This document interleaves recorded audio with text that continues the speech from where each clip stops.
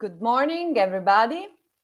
I'm Elisabetta Giromini, CommonExt project manager for the DLT4All European funded project. Welcome to this DLT4Agrifood event. You will see during this morning, we will have presentations, and you are kindly invited to write your comments, and there will be specific sessions to answer. And I will leave the floor to Professor Sulla Luca for the first keynote speech. Thanks.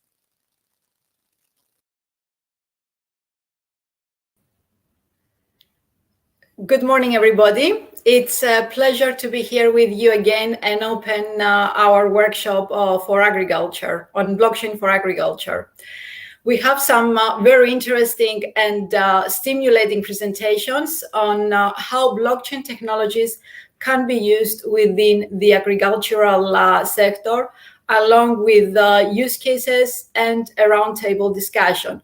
But please feel free to ask us anything related to the topic. Unfortunately, I have to leave at the end of this presentation because of some unforeseen family reasons, but my knowledgeable colleagues will be here with you to answer any questions you might have. So let me go directly to the presentation. And I will start with a short intro on our Erasmus project called DLT4All, and then go briefly into the second sustainability development goal set forward by the United Nations on working towards zero hunger, and how blockchain technology can assist in this goal. DLT4All was designed to address the lack of knowledge on blockchain technologies and make people aware of the various economic and social implications. Our aim, which we have achieved since the project is almost coming to the end, it finishes at the end of October, was the design and development of an innovative curriculum accompanied by a relevant foresight exercise. We have created 9 different modules in regards to blockchain technologies. Our target groups were university students, researchers, entrepreneurs active in startups, high-tech SMEs, early-stage investigators, investors, and incubator managers. But actually, this is a course open and free to everybody that is interested in blockchain technologies. Partners are the University of Nicosia, Gnomon Informatics, IBAN, the Southeast European Research Center, the University of Sadigago de Compostela, University of Torino, Insomnia Consulting, and CommonExt. We have created modules on different thematic priorities, such as peer-to-peer database design, encryption techniques, consensus mechanisms, digital signatures, and so on. Plus, we have an additional introductory module that it's the very basics of blockchain technologies for those who are not familiar before we go into the more specific modules. So we have created around 40 hours of course material that is available for everybody online, along with videos to learn more about these innovative technologies. I invite you to log into our Moodle platform and have a look at what we have done. There is a test also that you can take And we provide you with a blockchain, with a certificate issued on the blockchain by the University of Nicosia. So let's move now to our specific topic on zero hunger and ICT. At the Sustainability Summit back in 2015, the world leaders adopted a new 2030 agenda for sustainable development, which is a universal call to action to end poverty and protect the planet, and ensure that by 2030, all people on the globe enjoy peace and prosperity. They put forward 17 goals with 169 targets, 232 indicators that are in the process of being implemented by the various national planning processes, policies, and strategies around the world. One of them, the second goal, is zero hunger. At this point in time, as we talk, more than 690 million people around the world are hungry. There is, and of course, the goal of zero hunger by 2030, it seems that we are a long way from that, especially with the pandemic now, things have been made worse. This means that the global agricultural system that we have needs to be improved in order to increase the productivity and sustainable food production for all. When we look into agriculture and ICT, even though agriculture is one of the oldest industries that we have around us, over the past 50 years, we have seen quite a few advances in machinery that have helped in the irrigation systems, in the fertilizers that we use, in the seeds. Nowadays, we see another revolution because of the data and connectivity that we have around us. Artificial intelligence, analytics, connected sensors, and other technologies such as blockchains can further increase productivity and improve efficiencies on various aspects of the agricultural sector. Now, when we're talking about blockchain technology as such, one may wonder how blockchain can actually assist in this area. Before we go into that, in order to better understand it, let's look at some of the problems that we have within agriculture. Today, in industrialized countries, more than 40% of the food is being wasted. In the developing countries, again, about 40% of the food is lost after the harvest and during processing. That means that more than 1/3 of the world's food is lost or wasted, while at the same time, so many people go to bed hungry every day. The challenges that we're faced with are not just a few. Within the agricultural supply chains, there is a lot of transparency, and at the same time, we have a lot of actors, processes, and I'm sorry, I said transparency, but I meant exactly the opposite. It's the whole agricultural supply chain is non-transparent, the way that things are working today. It is inefficient, suppliers and retailers are disconnected, and we see this lack of transparency at almost all levels. It is very difficult to track the products. It's not fair prices for the producers. We are looking at all the time at counterfeit products. And as consumers, we are always concerned about the origins of the products, their authenticity of the goods, the transparency, and the origins of the transactions.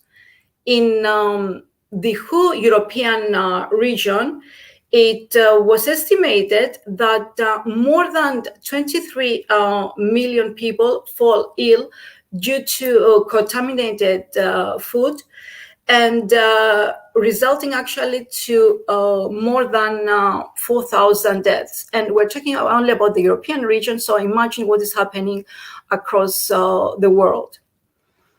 One now may say, okay, why blockchain in agriculture? As we have seen from previous seminars, blockchain allows peer-to-peer transactions to take place transparently without the need of the middleman within the agricultural sector. The elimination of these intermediaries ensures that there is a trust between the producers and the consumers. And this, of course, one of the byproducts that we have out of this is the lower transaction costs within the agri-food market. At the same time, the traceability characteristics of blockchain technology enable us to trace and identify fraud and malfunctions rather quickly. At the same time, the incorporating smart contracts help us to address more problems in the tracking and in the wider supply chain, as we are looking at a very complex system. But in reality, supply chains, the use case, blockchain-based supply chains is one of the use cases that has seen quite some improvements within several industrial sectors. But what we're talking here, we're talking about sustainable supply chain management. We're referring to integrating environmentally and financially viable practices into the complete supply chain life cycle form, from the product design and development to material selection. When we're talking about agriculture, monitoring from the point in time that we choose the soil, the field where we are going to plant our products, the fertilizers that we're using, moving to the production, to the manufacturing, to the packaging, the transportation, the warehouse, the distribution, in all aspects of the supply chain, and ensuring that all the different processes that we use in between are environmentally friendly and at the same time financially viable. This helps organizations to reduce their carbon footprint and improve their end-to-end operations for cost savings and profitability. In addition, we are ensuring at the same time that the human rights and fair work are protected. A record of product history helps product buyers to be confident and about the goods that they're purchasing, and they're not coming from sources that have been recognized as being ethically sound. One note that I need to make here is that in the case of actually when using blockchain supply chains, there is still an issue that, of course, researchers around the world are working on because of the energy requirements that blockchain has. But as I have already mentioned, researchers around the world are working on decarbonizing also and minimizing the energy requirements for that as well. In addition, the better tracking of the faulty products and identifying their occurrence further upstream can help decrease the number of recalls that we have. and again provide greenhouse reductions and other resource savings. Overall, better supply chains, sustainable supply chains, will provide to us with quality data that can help improve practices, including the elimination of redundancies, bottlenecks, and decrease in resource consumption. The use of smart contracts can also help green the supply chain. We can be using predefined smart contracts, for example, for decentralized energy trading, or other applications. There are other applications that can focus on trading services for environmental assets and carbon certificates using blockchain and smart contracts. The use of smart contracts can also help in the reverse supply chains. We can be using them in reverse logistics and waste management, which means that we could have, for example, the definition within the smart contract of the various supplier performance indicators for waste reduction, an obligation for certified disposal of hazardous waste, or the fulfillment of the regulatory take-back policies, and ensured that all of these are being followed. One example that we have seen for blockchain sustainable development and eliminating, I would say, hunger at the same time was the use case that we have in a refugee camp in Jordan. There, what they have done, they have used for more than 100,000 refugees in the camp, the retina scan to verify the vouchers that they were using and ensure that all the people had the required food for their daily living, since they were living in the refugee camps. And this had a tremendous effect on the amounts of that they were needed, as fraud could be identified advance, and everybody they could ensure also that the refugees got their food at the same time. Of course, barriers for adoption of blockchain in supply chains are still around. For example, all of these applications to take place, we need to be able to integrate them with other technologies such as IoT devices and sensors, biosensors, which are critical to providing the physical verification. But linking the physical to the digital is still a challenge, as this is not, we cannot have a one-to-one representation of the physical world to the digital world. Another important aspect is the standardization. Standards are required for wide deployment, and resources that are required and may not come easily at the same time. For example, funds, the right expertise for implementing these technologies. And new technologies implies changing our traditional ways of doing business, including also farming. And changes, sometimes they're not that easily accepted.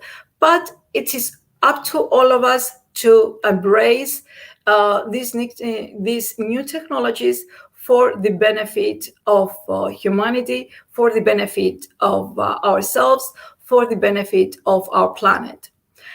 Thank you all. And if there are any questions, I will be happy to answer them now.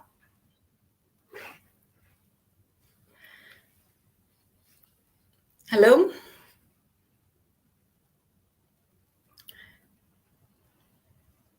Hi. No questions. Okay, then I will pass the floor to Dimitris for his next talk. Thank you, everybody.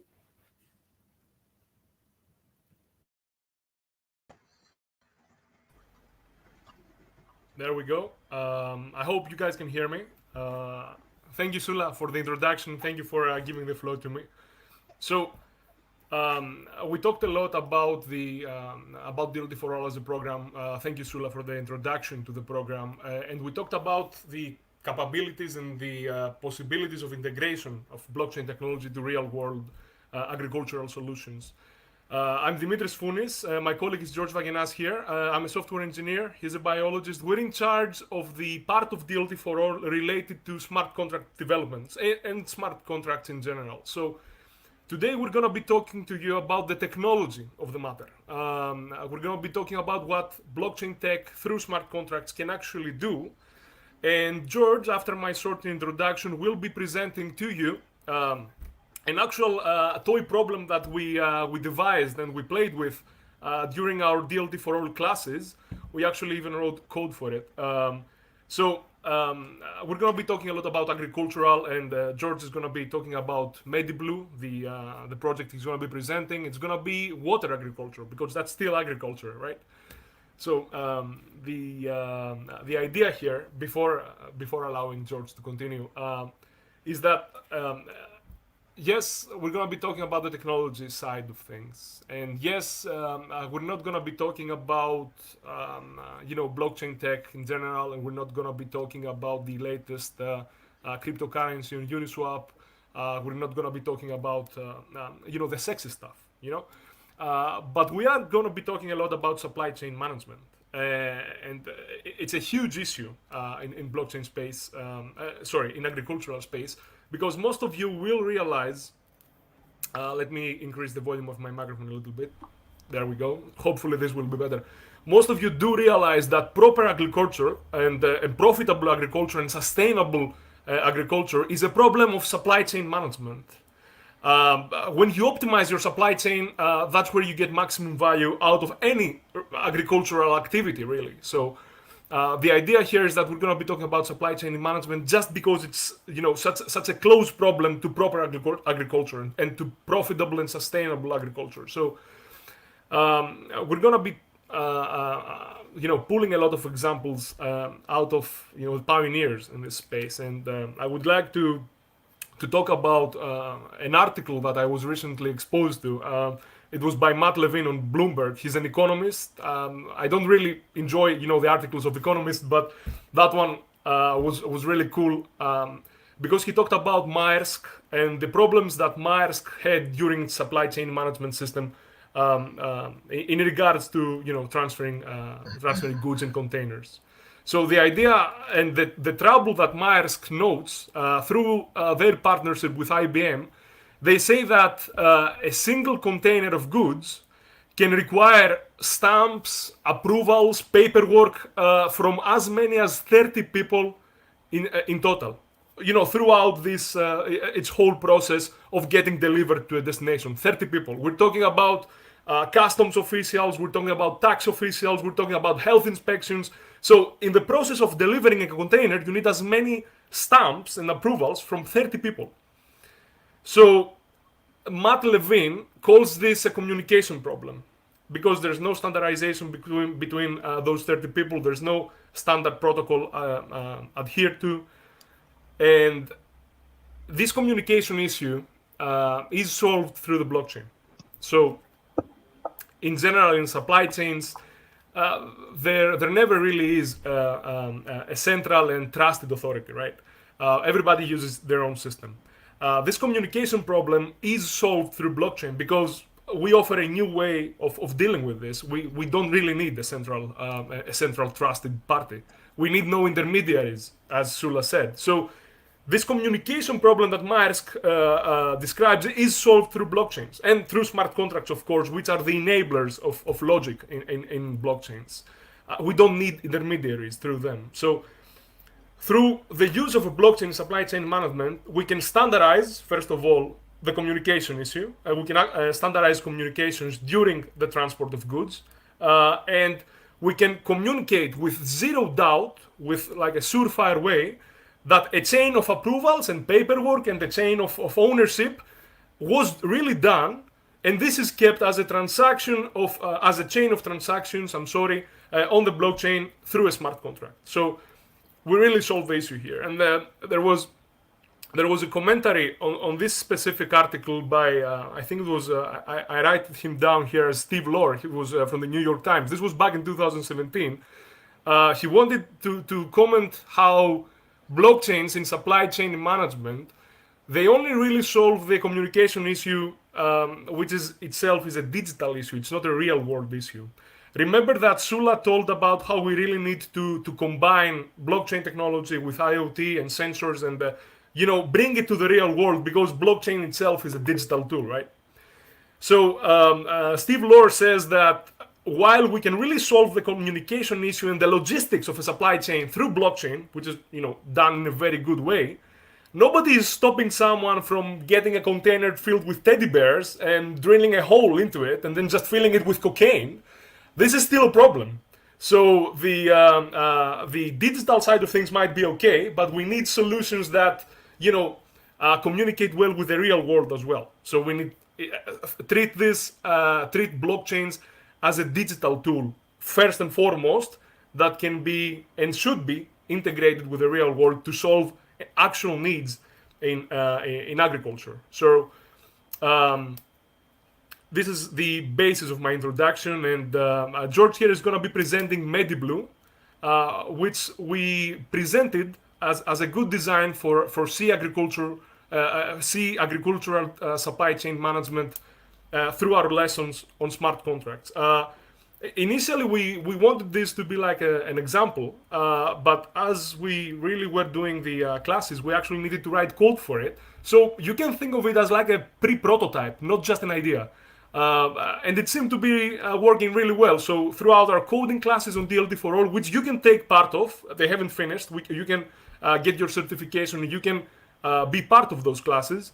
We actually even looked at a little bit of code that complemented this design that George had prepared for us. So George, whenever you're ready, please start the presentation on MediBlue, and I'll be here. Guys, before we start, any questions that you might have, please keep them for the end of our presentation. We're going to be answering all of it. If we run short on time, we're just going to push all questions to the end of the day today.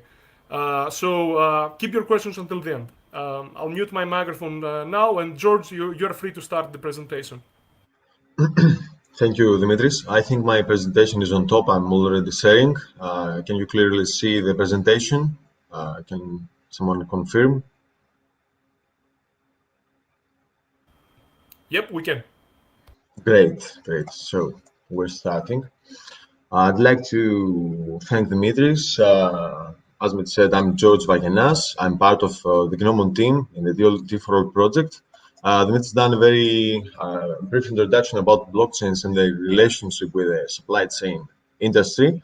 My own field is environmental biology and data flow analytics in the decentralized technologies, since I'm working the last 4 years as blockchain designer and project manager in the blockchain smart contract blockchain system with Dimitris Founis. Now we're going to talk about two problems, as Dimitris said, that we've created through the course of the classes.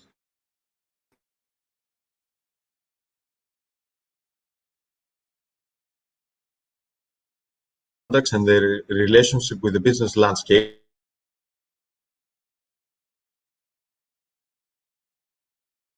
Benefits that are connected to smart contracts. There was the previous year was two notable review works from Wang et others and Zeng and others, but they revealed all the additional benefits of smart contracts in an operational manner.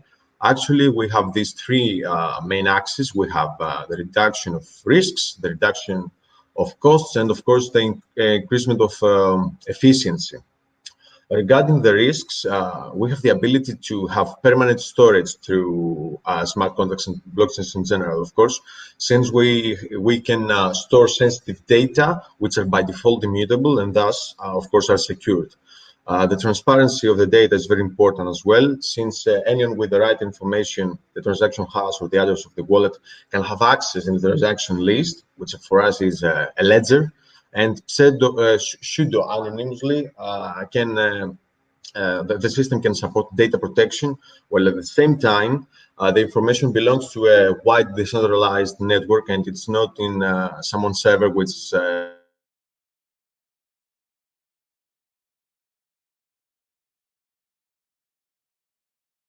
of each expressed product. It's permanent.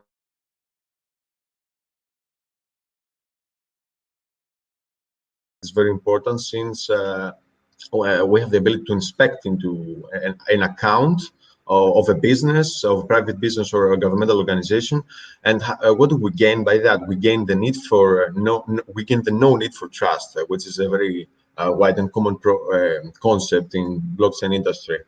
Regarding costs, we have the ability to have direct and automatic mutual transactions with the use of smart contracts.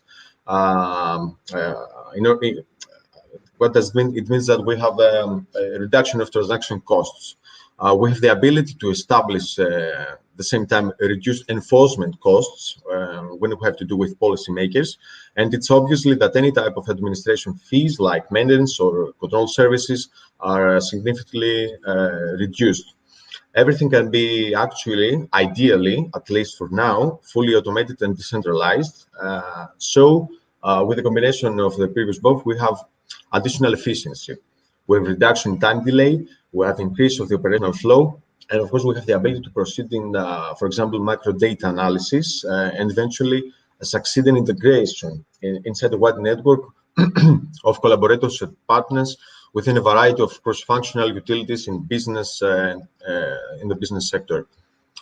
As Sula said, as our colleague Sula Luka said about the supply chain industry, it's a very common business-oriented sector, which is can be found in any type of interaction in the market.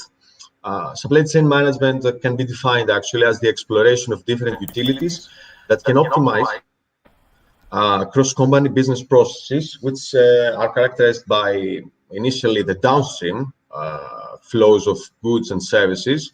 For example, we can have the delivery of a laptop from the manufacturing company to the supplier and then to the customer itself, and which is actually an external interaction from the company to the customer. And of course, we can have the upstream flows of information and finances internally inside the company. For example, the cost and the whole operation in the form of a ledger.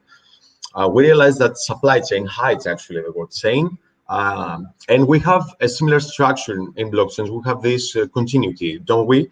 We have this connection, and how we can do this combination, how we can realize how they can be integrated in the field.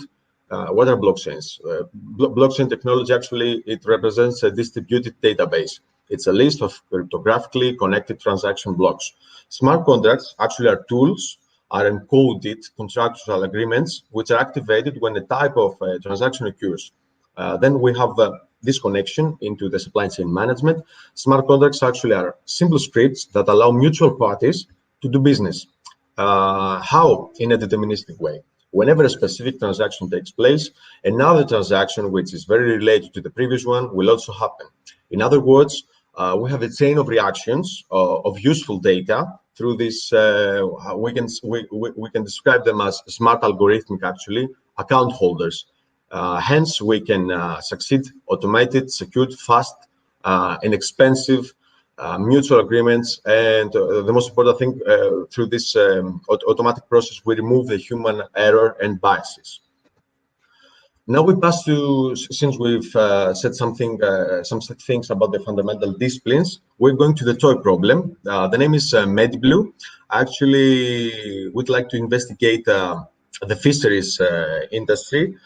According to the Food Agriculture Organization 2020 data, the Mediterranean region and Black Sea had a total value of fish landings estimated around $3.6 billion, while the total estimation of economic distribution of fisheries in this region gain close to 10 billion US dollars market cap. The same estimations discovered that the 60% of the industry of the vessels, it's in the east side of the Mediterranean, which is close to Cyprus, to Greece, to Italy, and to Turkey. And thus, we have the first thing is that we've discovered a market. Another thing that we need to discover is, let's say, a complex market. We see that from an infographic that I downloaded from the FAO platform. We have different machineries in this industry. We have different stakeholders. We have environmental policies. We have an important market according to the estimation of the value in total.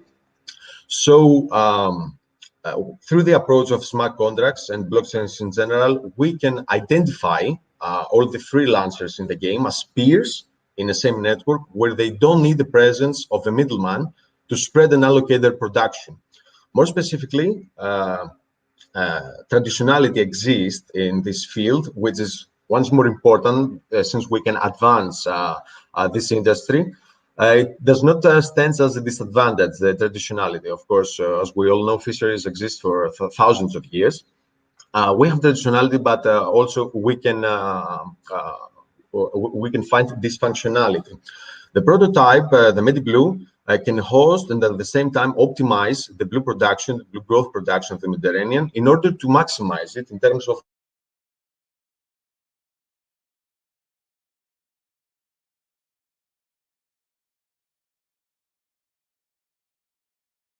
with. We apologize for that. There seems to be some small connection trouble with George. Let's see if we can get him back on. But we're finishing up the presentation. Should be over soon. So the main idea here that he's trying to convey is that he mentioned the problem of traditionality. We seem to have lost the presentation. The problem of traditionality, as in there is a sort of inertia in trying to actually fix and modernize the fishing industry. So that's a big part of George's work in the MediBlue example. George, are you back in? There was like can you hear me now? Yeah, we can. Like a 10-second break. Sorry for that. I just covered in for you. Thank you, and sorry for the connection. Sorry for the advance of the internet. What I was saying that we found how we can use smart contracts here. Actually, the characteristics that fits the integration of this technology. Now we're going to the design very briefly. Smart contracts can be abstracted to a holistic design. What do we mean by that? As you can see, every disadvantage that we observed currently exists in a supply chain of operations. It can be approached and operated by an automated contractual agreement, as we said before. In specific, in our use case, in the primary production in the Mediterranean, there is a large problem with the absence of in the individual level and obscurity in the national level regarding the data, which is, of course, connected with the value of the production as a whole. With the implementation of the homogeneous smart contract operated platform, we have the transparency, and thus we bring the solution regarding the lack of systematic data in product biomass and revenue. Additionally, another problem is the need for a ledger. Blockchain has a continuous structure of data. It can provide an immutable ledger. In a transnational approach, and this is a reality in the Mediterranean, since we don't have any kind of barriers in sea, we can utilize this ledger towards sustainable development and policy enforcement, reducing that way frauds, misreports.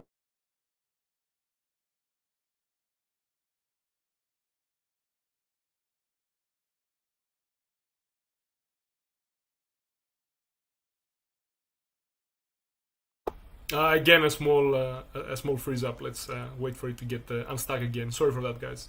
Do you listen to me now? I think you just froze up for like a little bit again. So once more, we can have traceability that can be provided through the persistent records that are kept onto the blockchain, how with the use of GPS and timestamps with the help of IoT sensors, and thus we can solve issues regarding identification and authenticity of product types from specific regions. The blockchain provides us with tools that are adaptable to real-life problems that seek solutions, but it's very important to remember that we need to find solutions for existing problems and not for non-existent. The common sin entrepreneurial behavior, especially in the field of novel technologies such as smart contracts. And now something about the design. You see here that we've tried to visualize the nodes of the structure. A brief explanation regarding design is that we have a number of smart contracts that have assets interacting between them, and thus the system can go step by step in a fully automated structure. We can observe 6 types of wallets. We have the wallets of the control sector. If we split the graph in the middle, we see that the half of the nodes in the system represent the control sector, the governmental sector, as we see on top.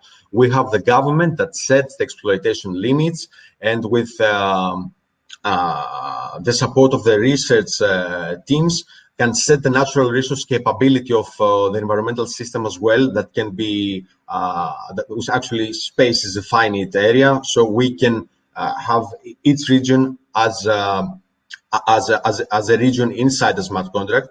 And then, of course, we have the industry that gain the assets that are traceable, that are permanent, and thus we can have a real-time live records of the exploitation, and of course the regionalization of the products.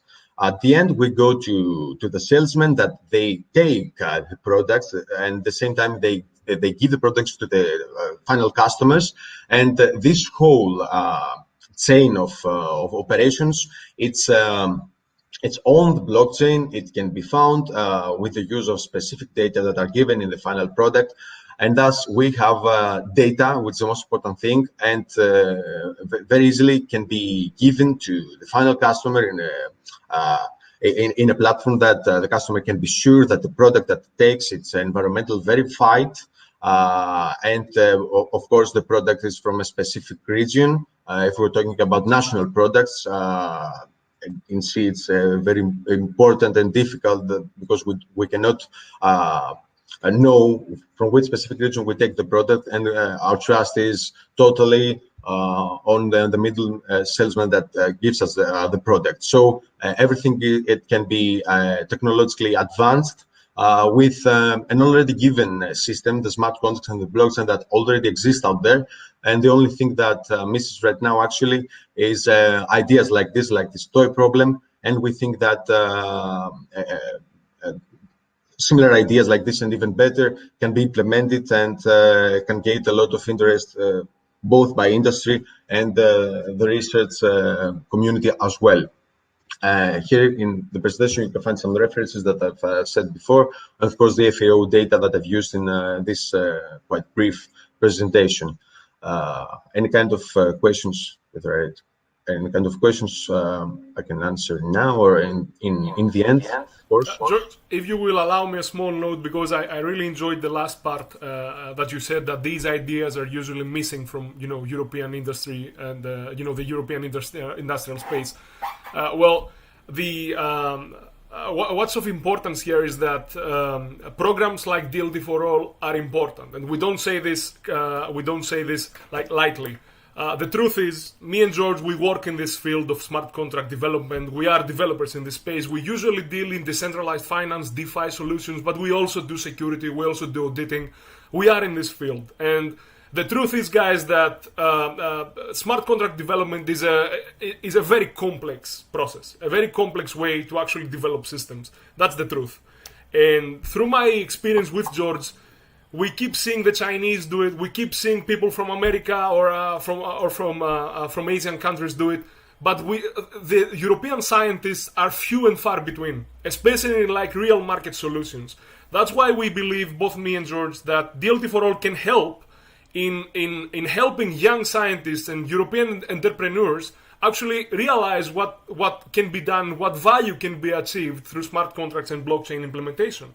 That's the whole idea of those, because we would really like to see more European scientists actually dealing and using these technologies. Basically, the gist of it during MediBlue that you should keep is that we assetize and we tokenize a real life material asset. So like a tonnage of fish or biomass. We just assetize and we trade it and we keep track of it and we record it on a blockchain through a smart contract, of course. So basically, you get a real life asset and you make it digital and you manage it through the blockchain. That's like the core idea of it. And yes, I understand that development is hugely complex, and this was like a short introduction on what can actually be achieved, and this was like a short design.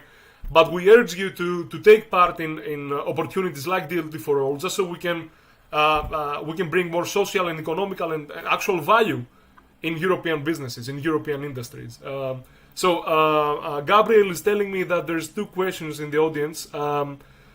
So if you, oh yeah, that's one. Tassos asks, all good though we got to choose between human corruption and machine blockchain rightfulness, stripped from any humane feelings. Where can we put the borderline between these two? Well, we've seen variations of the same questions throughout our own lessons on DLT4All. Basically, guys, yes, blockchains do not allow for certain types of fraud, right? Well, they are systems that are made and used by humans, though. So no matter how infallible and fair a system is, just because we deal with imperfect humans, there's gonna be human elements on them. So of course there's blockchain-backed fraud. Of course there's crime on the blockchain. Of course there's scams. Well, as in all systems used by humans, a lot of human elements are gonna be carried over to those systems as well. But the difference with traditional systems and blockchain decentralized systems is that decentralized systems like smart contracts, they allow you for even less of ways to scam people. So a central system can fail or it can rug pull, we use that term a lot, and take everything with it, but a decentralized system will never allow someone to get in the middle and do those types of frauds. So yes, of course there's frauds, but there's much less fraud in decentralized systems. That's the core idea of it, that we get less and less and less opportunities for fraud. Of course, we're not optimal yet, but we're still getting there. The blockchains are just one link, one chain link in like a long history of decentralized system development. So I think that will cover you. We just get into a more optimal space. It's not optimal, but it's more optimal than we had before. So that's the idea. And the second question, if we can have it right now, Gabriel. Hemingway Nyoka. So he asks, this interested me because I'm involved in tobacco farming in Zimbabwe. Does this offer potential for farmers to sell directly to, say, European cigarette smoke manufacturers? Well, I will take this, George, and if you want to comment on it, feel free to. Well, the idea is that if you assetize your tobacco produce and you manage it through a smart contract system, that you're gonna do all your smart your supply chain management through a smart contract system, you can start gaining value from it in the sense that you can keep a clear chain of records on the transfer of it from Zimbabwe to Europe. You can have a lot of certifications about its origin, maybe biological products, or you can be at least sure that the tobacco originated where you want it to originate. And you can streamline the process of approval throughout its trip to Europe. So very powerful tool to prove to your customers or to prove that to the industries that you work with that this is real biological, for example, Zimbabwean tobacco. So as Sula said before, everything on the blockchain and on the system that you're going to be using is going to be transparent and it's going to be easily provable without any doubt. So when your container passes from your farm in Zimbabwe and gets stamped or gets approved electronically, nobody can doubt that. That's on the blockchain. So you at least have a place of origin. Now, on every other approval later on, you keep a clear chain of records up until it reaches Europe. So certification becomes easy. Now, that's the idea that I have in my hand as an answer to that. George? A very brief comment regarding the previous question actually is that as you see the whole concept as a rational idea went through the mapping of the market through the identification of gaps, and then we tried to turn the disadvantages into advantages. And answering in your question, the fraud and misreporting concepts are based on the nodes of the system. In blockchain system, the nodes represents the key players. If the key players verify and wants to protect the authenticity and the quality of their own project, they won't let, and the same happens exist in for some crypto transactions. Nobody wants to get ripped off their own assets. They own the community itself protects the quality and the authenticity of the assets and the whole production. So if you try to find a win-win concept inside, I don't want to say absolutely dysfunctional, I'd like to say a market that needs to be advanced. I think this is the key here. And the same can happen also in the tobacco market as well. As Dimitris very wisely said, this can happen if you try to advance your market, and it's a tool. We don't have to forget that it's a tool. It does not represent social interactions. We implement the social interactions afterwards. So we're trying to improve the technology behind. Then we go to the IoT integration. Of course, that it's hardware. It's more connected to humans, and it's the next step. Here we represent an architecture, and which must be close to the human interactions. So it's a complex system. We need to work part by part, step by step. So I think this is something that we do here, and the DLT4All does in the era that we're crossing through. So another thing that should be addressed, like, yes, we deal in the software world. Like the design that we propose is on the software side. So please don't take it the wrong way, but like we urge you to tokenize and to digitally assetize on the blockchain your tobacco produce, right? So this opens you up in a whole new world of not only trading, but in a whole new world of actually doing business. You can prove that your tobacco comes from a certain place in Zimbabwe, so the place of origin is certified, and through that process, just because blockchains are decentralized systems, so we can't really control them, even though we are their programmers. If someone gets hold of like a tobacco asset from your farm, nobody is stopping him from trading that on a decentralized exchange. So essentially, in one step, you get yourself on a stock market. Now, this is on the technology side of things. If we have any lawyers or economists on the call right now, they're gonna be freaking out because regulation-wise, this is a nightmare. But nobody is stopping you from doing it. So, regulatory, legislation-wise, regulation-wise, an absolute nightmare. Technology-wise, yes, you can do it. So here we talk about technology. So we want to give you what can be done with the technology, just because our viewpoint is that legislation is always, following the technology and should be following the technology. But right now, they're telling me that we should keep other questions until the end. Okay, guys, we're gonna go for a short, 5-minute break. Sorry, George, for cutting into you. 5-minute break, just so we give enough time for the panel to set up. Please don't leave the call. Please don't leave the call. It's gonna be really quick. So stay in here. In 5 minutes, we're gonna be presented with the panel, and we're gonna have a roundtable discussion about the issues that were raised during this event. So at 11 UTC, Elisabetta, please correct me if I'm wrong. 11 UTC, in 5 minutes' time, we're going to be starting the roundtable discussion. Thank you all for your questions. If you have any more, push them until the end, at the end of the roundtable. 5 minutes, guys.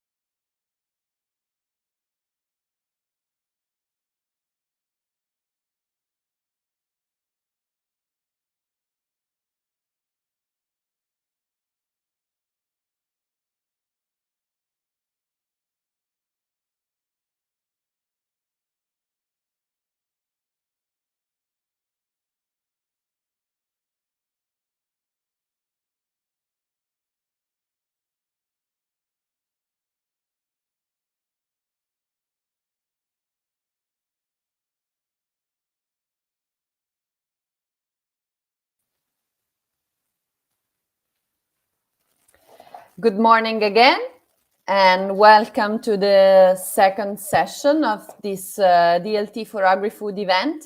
Now we will have three short talks.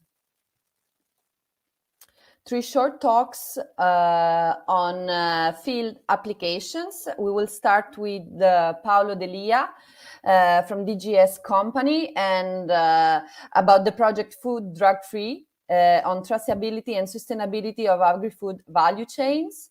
Then we will have Claudio Stefanella from the University of Torino on the pinning project, a traceability system for agri-food products, and the Agitech 7 project with Dimitris Bibikas from the Southeastern European Research Center. And after that, we will have a round table. So we will invite again Dimitris Founis and George to join us, and we will answer all your questions. So please keep writing in the comment box your questions, and they will be answered at the end of this session. And I leave the floor to Paolo Delia. Thank you. Thank you, Elisabetta. Good morning to all. I'm very pleased to make my contribution to this event. And today I will talk about a project named Food Drug Free and our experience in implementing a blockchain-based application for the agri-food supply chain management. I'll try to focus on why a blockchain is a good solution for an agri-food supply chain, and on some tricks we had to adopt when we deal with energy issues. First, let's see which are the most important needs of the sector. So, efficiency is a real important goal in terms of process monitoring, logistic management, and waste reduction. The traceability is also essential, and let's think an example at the characteristic that the product must have to obtain the DOC certification, the controlled designation of origin. Also, tracking is a key feature to implement security and quality check. If you know a certain batch of material is anyway spoiled, you want to know where every product made with that material is on the shelf, because you want to retire it as soon as possible. So the errors or data loss in a supply chain can lead to fraud risk or brand image damages on the producer side, and on the customer side to health risk or scam risk. You know, agri-food chain is very complex, is hard to manage, is hard to monitor. How can we certify the consistency of every element of a supply chain? We need a transnational, secure, distributed ledger that is shared by all participants operating with a given chain. And that's why blockchain is a good solution. About the project, Food Drug Free is a very large project financed by the Piedmont region, whose main objective is to design and realize an hardware and software platform to identify and measure residues of pharmacologically active molecules in food.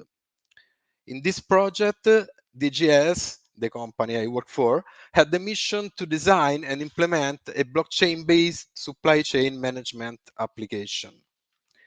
As you can see, there are many partners in this project.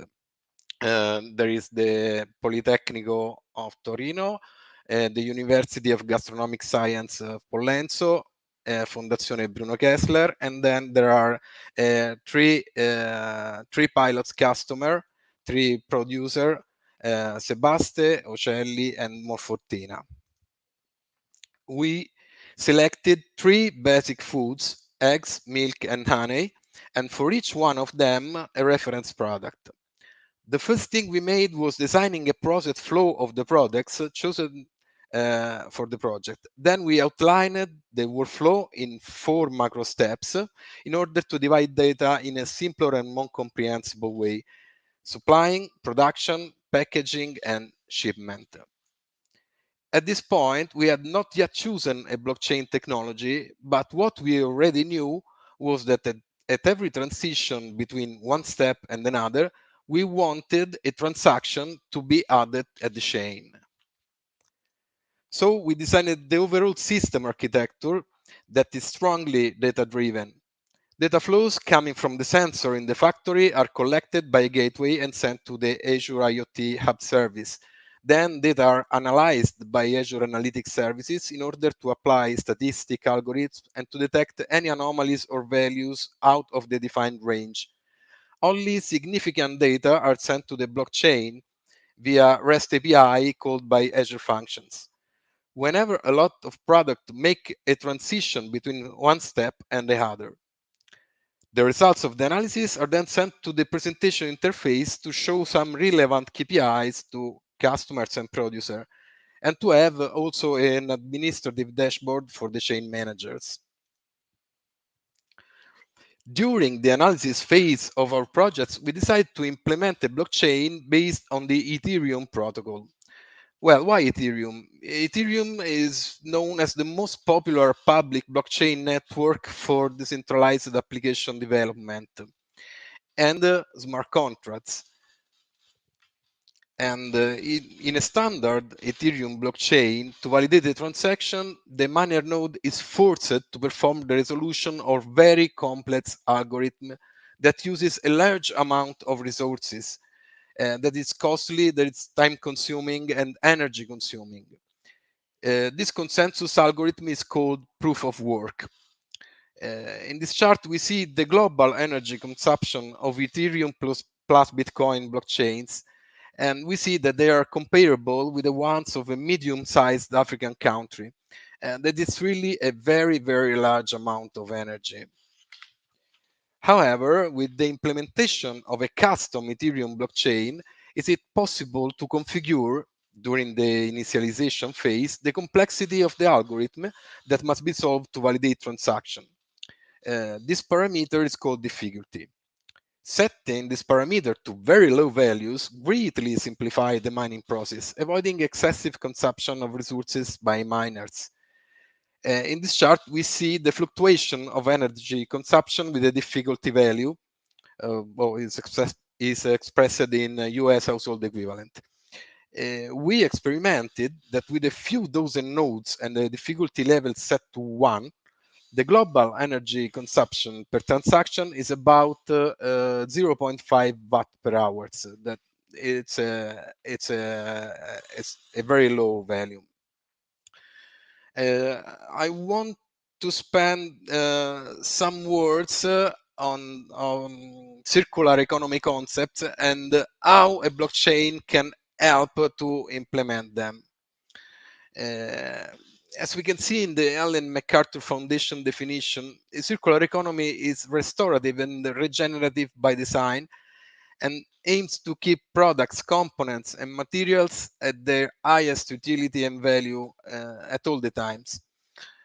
How can this concept apply to food? The idea is that the circular food economy has to start from the correct management of natural and cultural capital and to involve the highest respect of planetary limits, and must end up in a fair space for human society and growth. We can summarize this vision in what we call the 3C schema.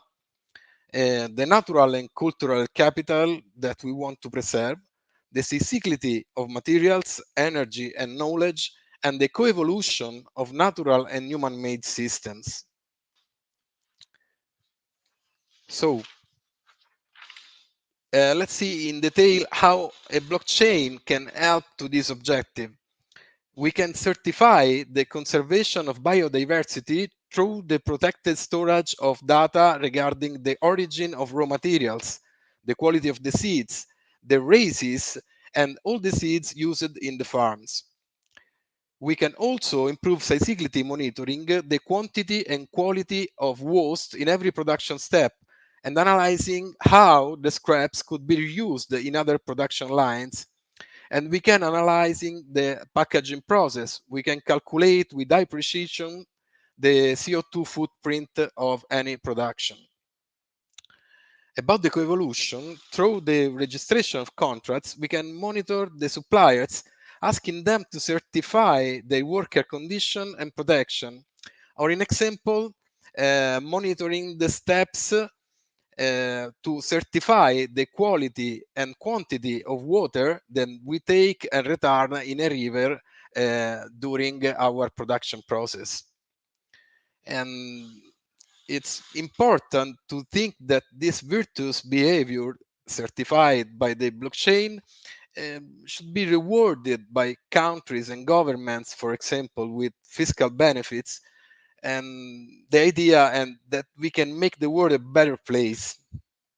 So I'm at the end of my presentation. Thank you for listening.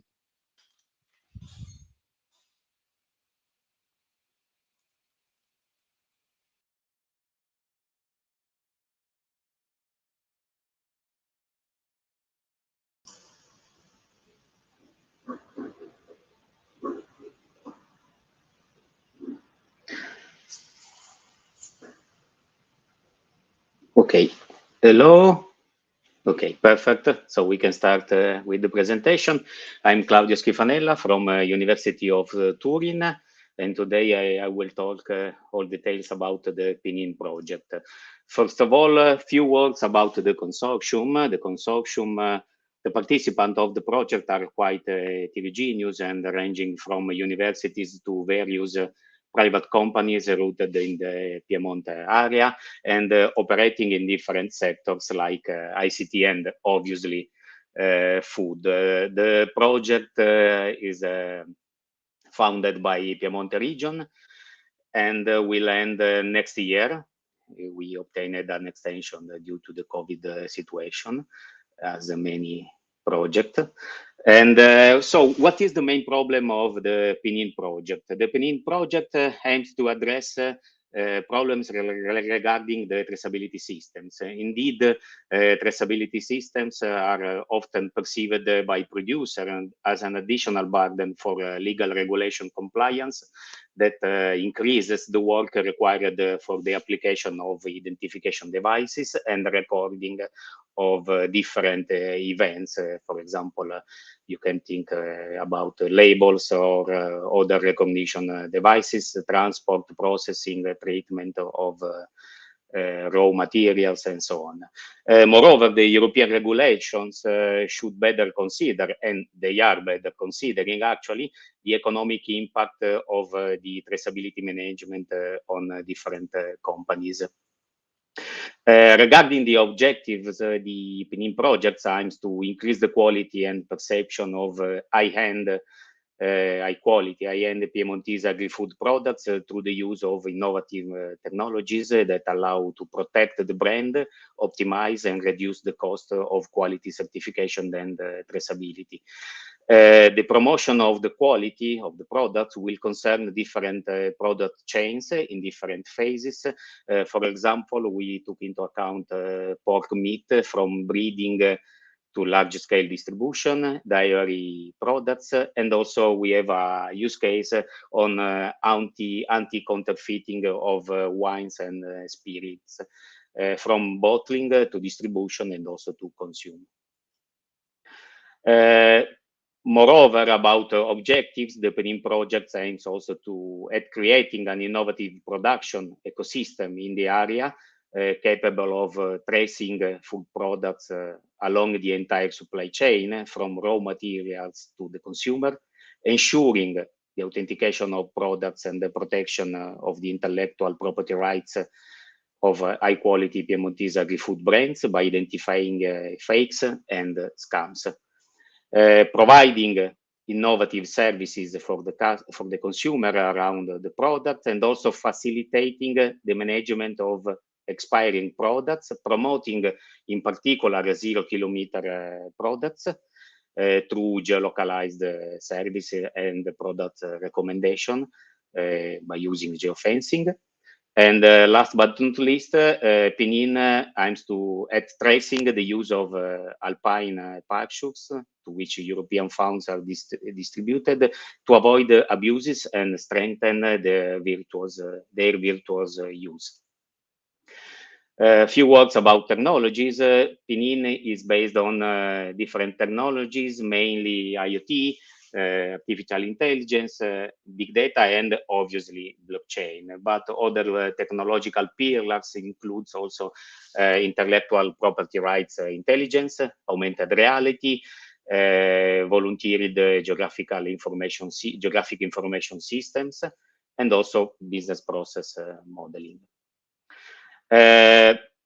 Within the PNIN project, we can identify 4 use cases. The first one is on traceability in the provision of European funds for breeding. And in this use case, ARPEA, that is the Piemontese regional agency for the provision of funds in agriculture, intends to verify the correctness in the provision of European funds in alpine pastures. As an example, you can consider that in 2018, there were more than 4,000 farms that grazed a total area of more than 1,400 hectares.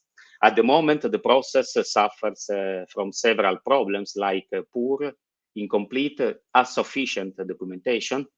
Punctual checks are difficult to carry out because we are considering alpine pastures that in general are difficult to reach.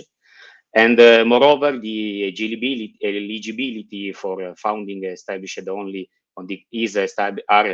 only on the correspondence between what is declared by the municipality and what is present in the national database. This leads to a certain amount of frauds that PNIN would like to reduce.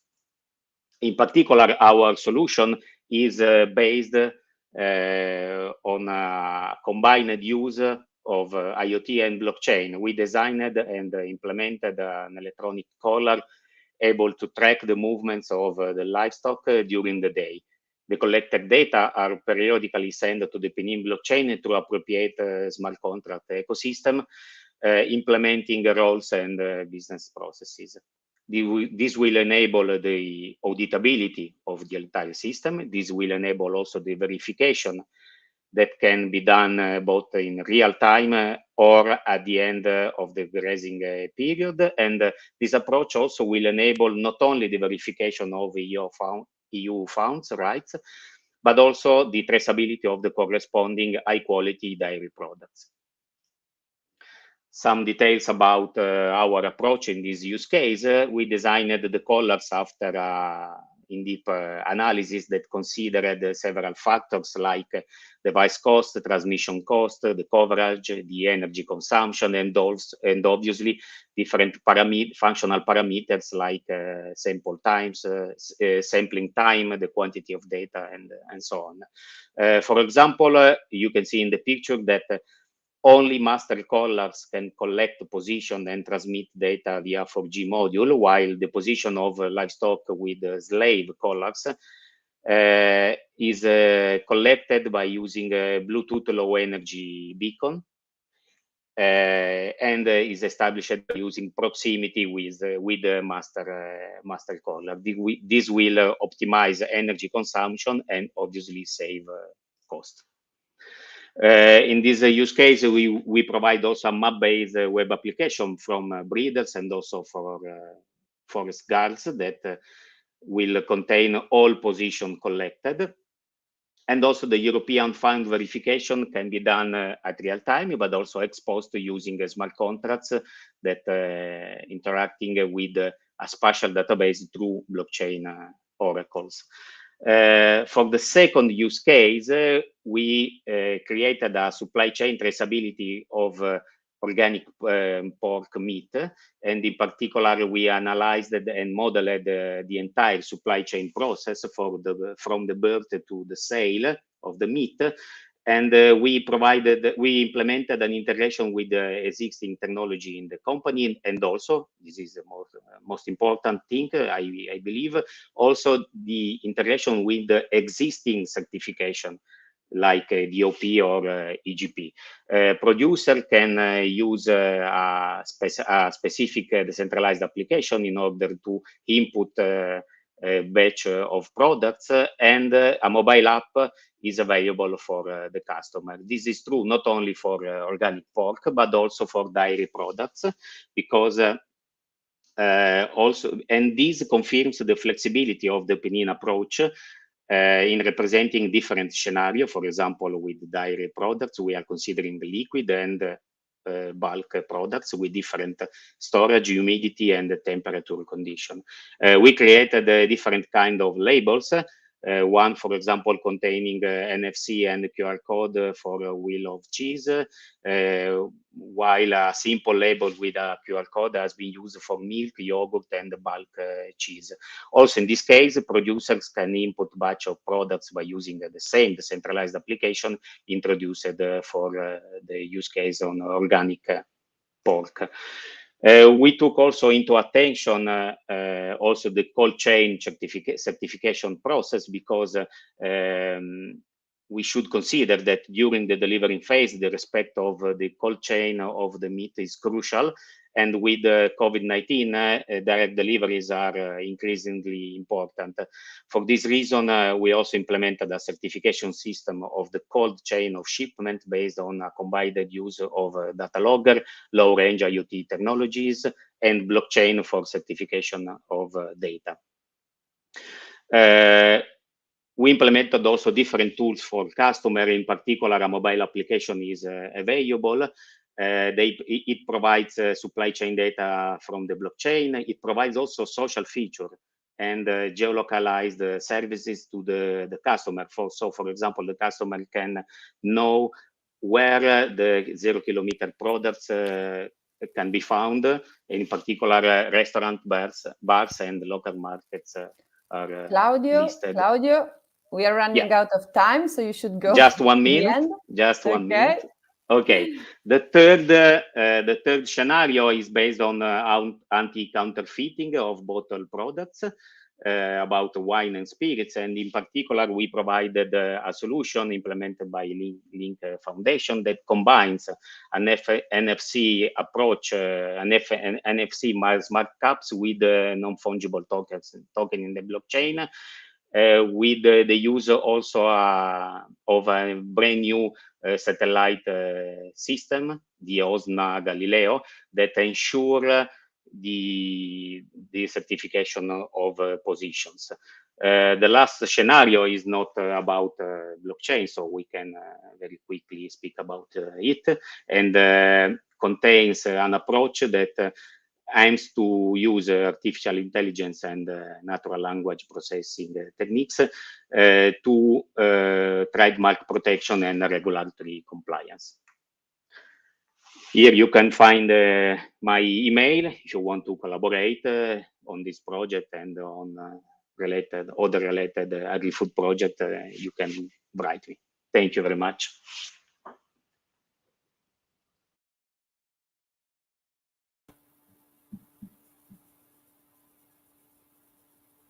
Thank you, Paolo. This was a great presentation. So I will continue with mine. I will not bore you too much, I hope. I'm going to tell you a few things about the AgTech 7 project. Specifically, I'm going to discuss how the AgTech 7 idea was born, how the solution was gradually formulated, and some preliminary lessons learned and some relevant info. So the motivation behind the idea, really the idea behind AgTech 7 project was gradually created by repeating patterns of information that was coming to me from various unrelated colleagues from the academia, research, and businesses around the agri-tech domain. And they were telling me they had a consistent message about AgTech, that while agri-education from colleagues from universities and agribusinesses from the professionals are of course immensely important, as this is obvious to all of us, and interdisciplinary by nature, again, as obviously happened. I'm sorry about that. Interdisciplinary by nature, there is seldom integrated and holistic understanding of the farm-to-fork value chain. And this is a real problem to all of the stakeholders involved. So actually the agri-education and the agri-businesses, more often than not, comprise islands of knowledge, primarily with an unbalanced emphasis on particular techniques, processes, technologies, and particular knowledge, with other aspects of the food supply chain and the food value chain less explored.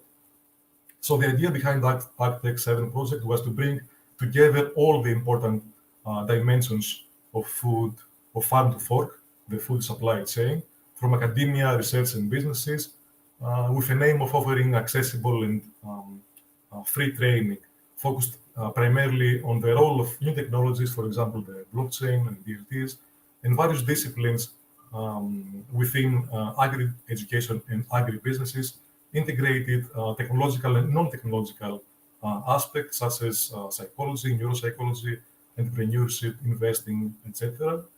And the audience will be all students across backgrounds and, of course, education stages. And, of course, we want to involve agri-business and investing professionals.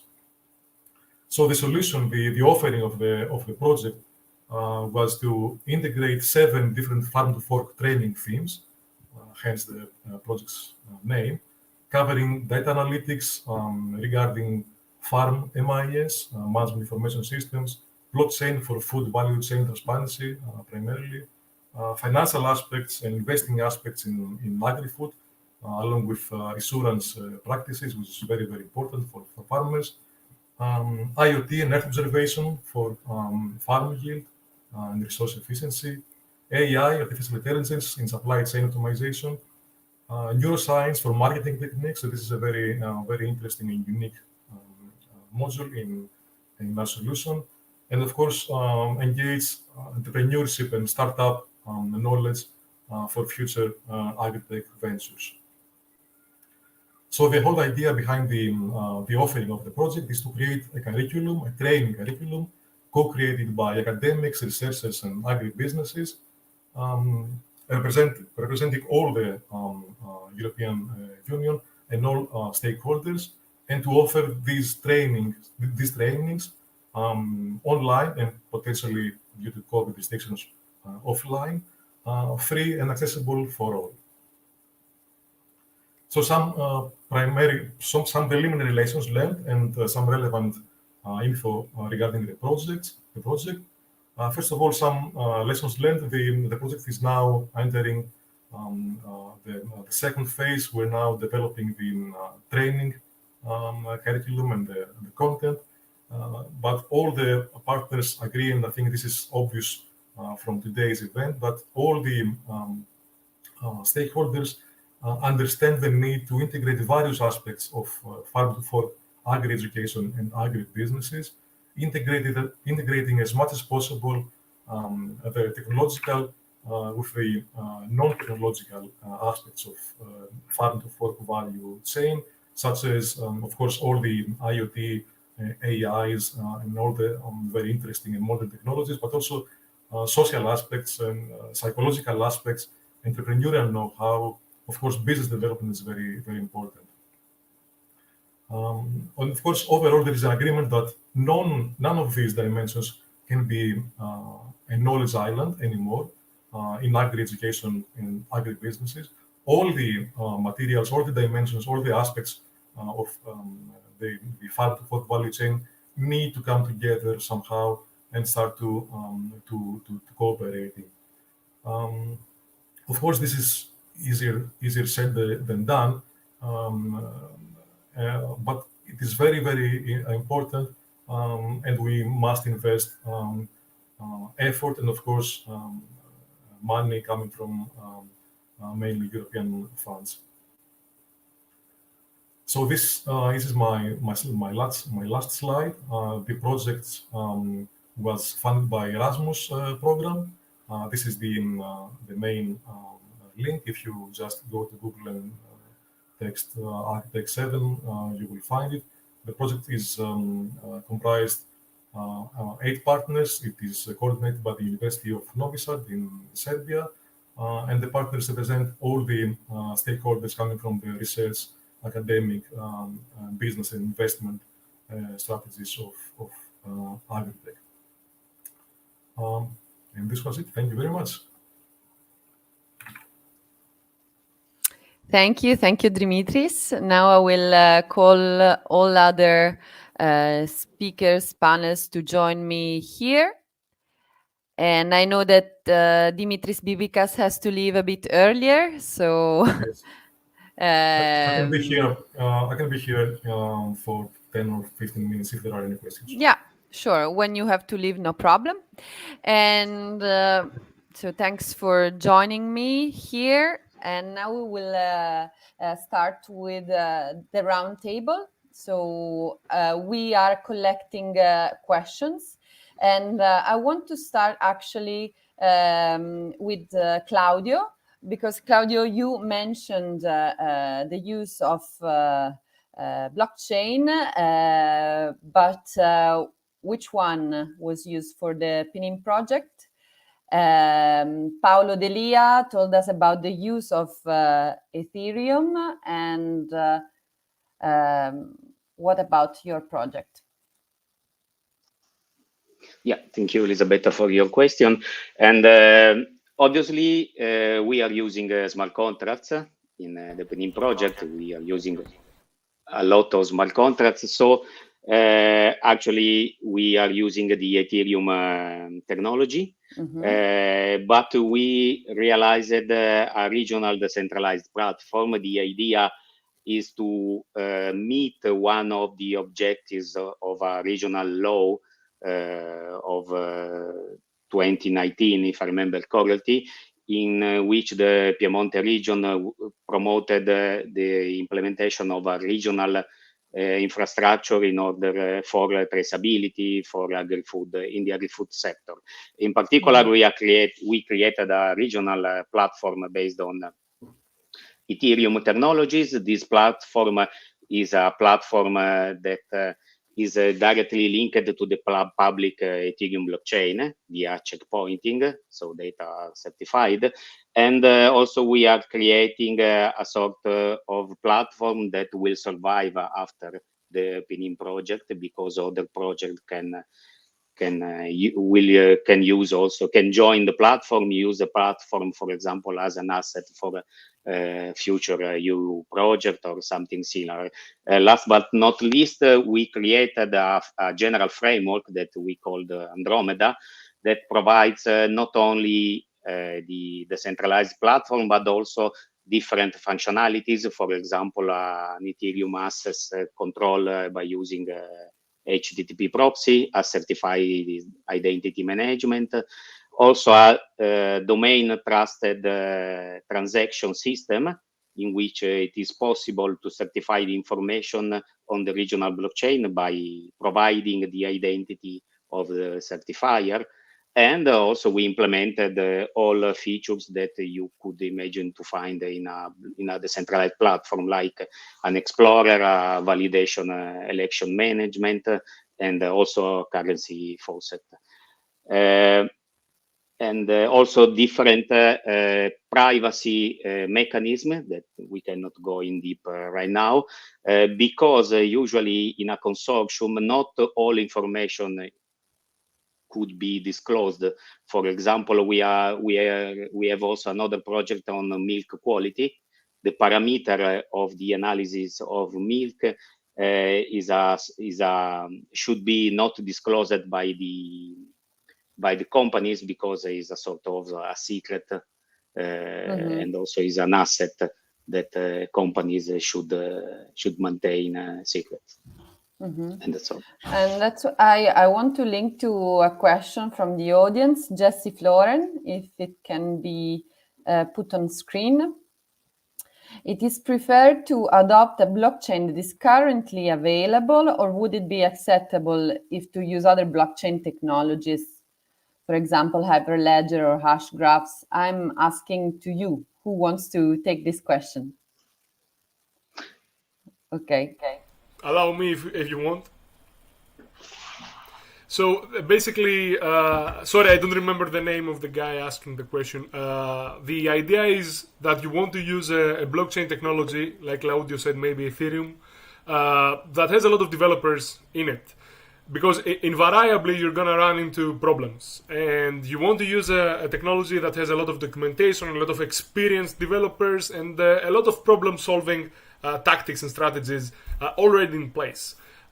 You want a blockchain that is mature, and Ethereum offers that, because Ethereum is a blockchain that is meant to be used by others. That's the whole point. Bitcoin, not so much. It's meant to be a means of transactions, a means of asset transactions. Ethereum is meant to be used. That's it. So, in my opinion, yes, I would recommend using an existing technology like Ethereum, just because of maturity.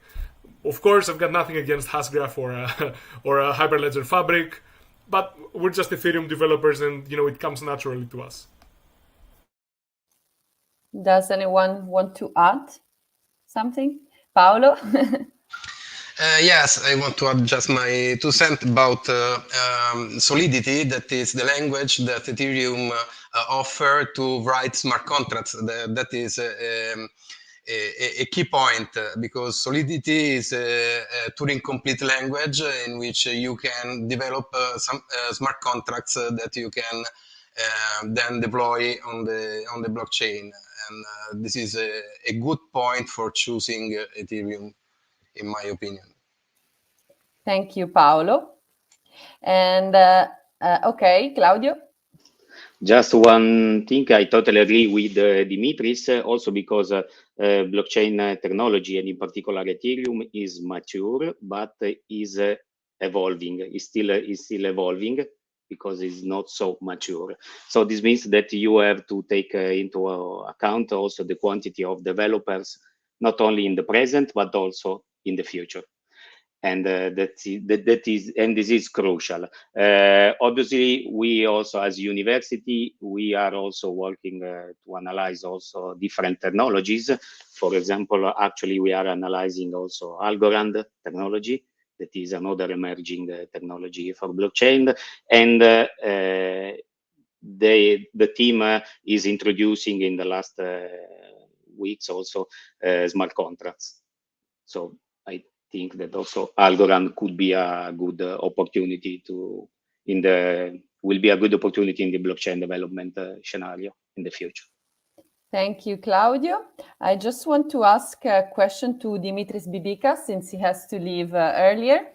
Actually, Dimitris you talked about this Agitech 7 project, which is actually like a parallel, let me put it. It's not a parallel, but it has the same overall objective of our project DLT4All, that is training the majority of people on at least giving the opportunity to get an education for us it's in the blockchain sector, and for you is on the technology that could be useful for the agri-food sector.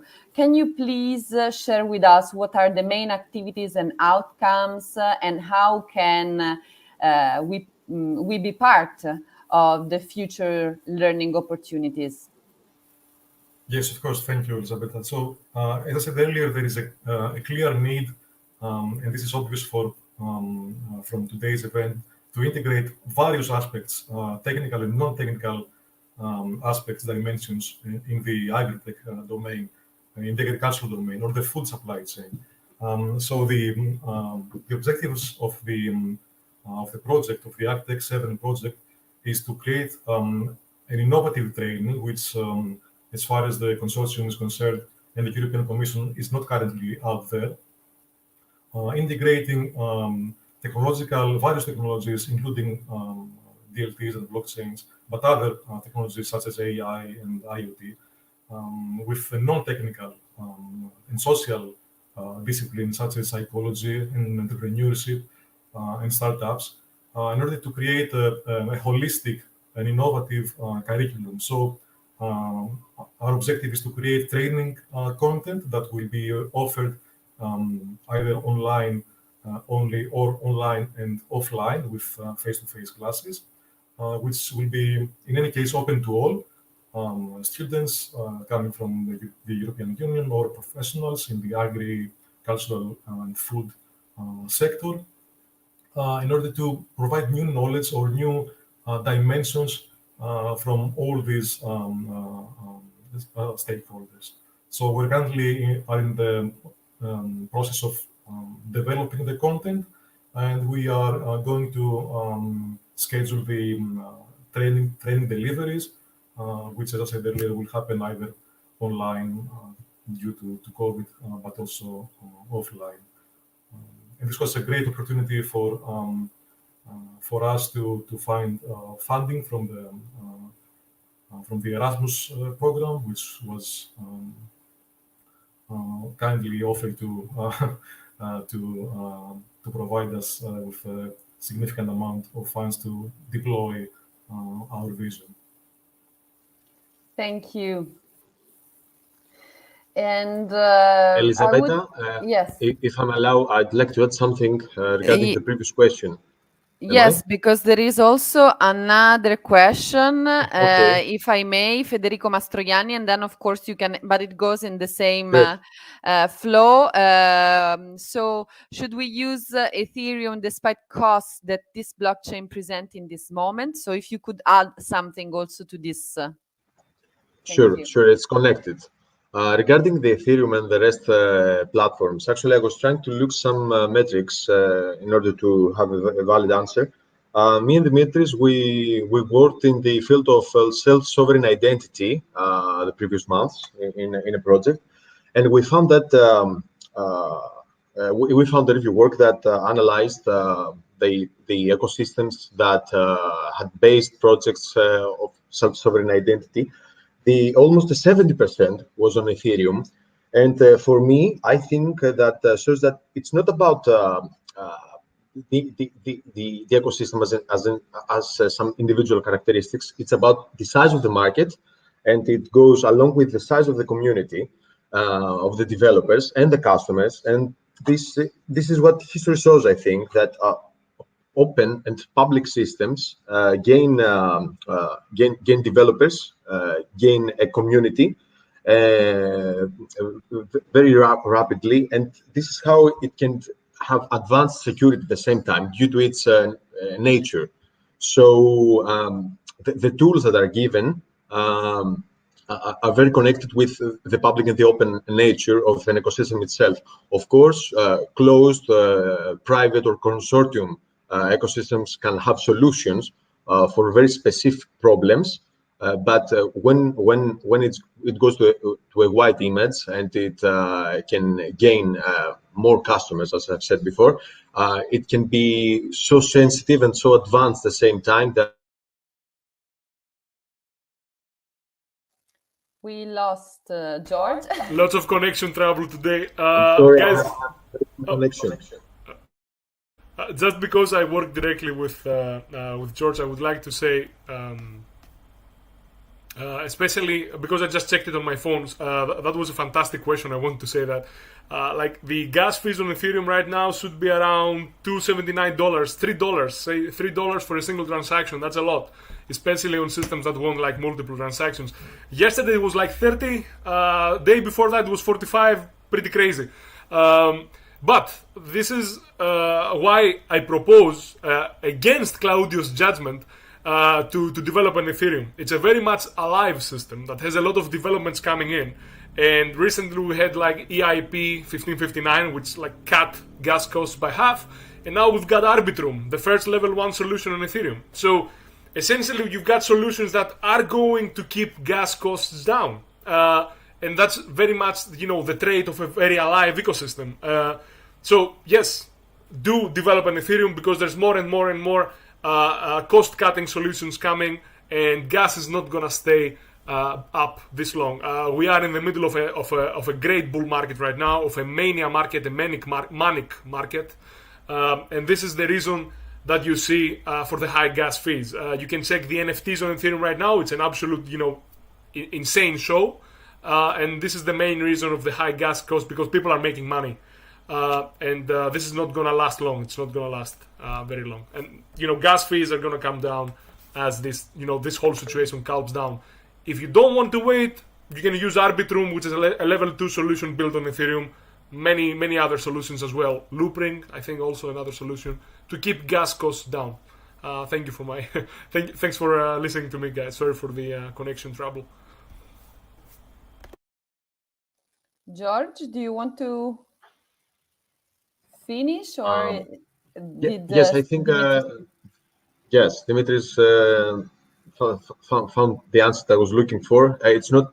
In the end, I was trying to say that the costs are connected to the market, and we're in the middle of a bull market right now. So it's quite relevant to the whole situation right now. We're trying to look for the technology, not for the current status of the value. We need the developers shows the evolution, and not the market itself all the way. So. Thank you, George. And Claudio wanted to say something. Yeah. Just to be clear, I totally agree with Dimitris, and obviously we are working with Ethereum, and probably we will work on Ethereum in the next years. No, Claudio is disconnected for me, I think. No, I'm speaking. Dimitris? Yeah. Okay. So just to resume, I totally agree with Dimitris because it's an excellent platform, Ethereum, and we will develop probably all projects with the same technology in the future. But we would like, in general, also as a university, we would like also to have a look around at different technologies. Thank you. Now I want to go back to Jan. We have a question on what George and Dimitris mentioned during their presentation, assetization and tokenization. So you mentioned the assetization and tokenization of the production as a way to manage your product, whatever it is in your value chain, and will your product has a monetary value then? Actually, it was 2 sub-questions. 2 questions, yeah. So, Jan, unfortunate thing, the regulation nightmare that we talked about earlier, the legislation nightmare, yes, it's going to have a monetary value. If someone wants to trade it for money, he can. You cannot control him. So, usually what happens in these things is that when you assetize an asset, when you digitally assetize an asset, and you put it up and you deploy it on a public blockchain, people are going to trade it. Yes, they're going to go on Uniswap, they're going to go on SushiSwap, they're going to go on PancakeSwap. Silly names, I know, but they're very much, alive decentralized exchanges. And they're going to exchange your assets, yes, for US dollars, for Ethereum, for BNB, for everything. So this is a regulation nightmare, because essentially you have a stock market of your own company that you cannot control. And you're not regulated at all. It's unregulated. So yes, legislation is a big problem with that. Regulation is a big problem with that. But yes, it does get a monetary value, of course. If people are going to trade it for money, yes, it's up to them. Thank you. Does anybody else wants to add something to this answer? Or is it fine? I would just put on screen the last comment by Federico Mastroianni. Maybe we could use a solution with a proof of stake to avoid the problem. Also, if I think as Dimitris, Ethereum 2.0 is going to be cheaper. Finally, Ethereum 2.0. We've been hearing about this since 2017. Now it's happening, and we don't really know when it's going to complete. So yes, the a very mature choice to move towards proof of stake (POS). Yes, that would cut gas fees massively, but it needs to be a conscious choice, because proof of stake just opens us up to a different set of solutions, a different set of problems. I'm sorry. Yes, high gas fees are not a problem of proof of stake, but there's other problems to consider. I think that whatever Neo and Ethereum are doing, like very gradual change to POS and very slow migration to POS is the way to go. Like very mature, very slow, check things how they are, and only leave proof of work behind when you're sure that your proof of stake is going to be good enough. But yes, you are extremely correct. Proof of stake, like zero gas costs. Thank you. So I don't see, there are no more questions on the chat. So I would like to thank you all, and we will send all the presentations and contacts, of course, within the presentations of our panels. And thanks for being here, for following us for 2 hours in a row. And I'll see you on our next event. We will have a final event at the end of October. And if you will stay updated via our websites and social media channels, you will receive notice on that. Thank you very much and have a nice day. Bye. Bye-bye. Thank you very much. Thank you very much. Very much for organizing this. Thank you. Bye. Bye, Elisabetta. Bye all. Bye.